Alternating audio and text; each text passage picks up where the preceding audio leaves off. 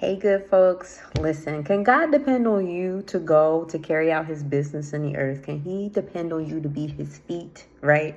Can he depend on you to allow yourself to be ordered, right? Your mouth to be ordered, your thoughts to be ordered, your footsteps to be ordered to carry out his purpose in the earth? Okay, so here's the punchline.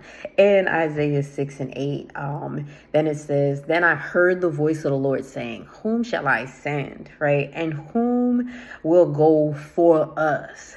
And I said, Here am I, send me. That's what the prophet Isaiah said. Now, Isaiah felt super imposter syndrome, okay? He felt like he was a man of unclean lips, right? He didn't think he was adequate, but yet he was willing to go, okay?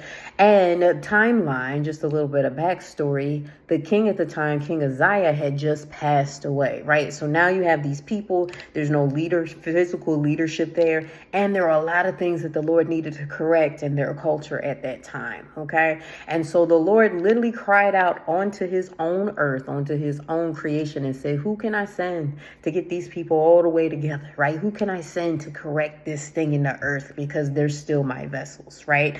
Because now that they don't have an earthen leadership, I can regain my throne, right? So can God depend on you if he needs a physical mouthpiece in the room, right, to carry out his message? Can he depend on you to be his hands and feet if he needs something to be carried out in the marketplace, right, in schools, in healthcare, in law, right?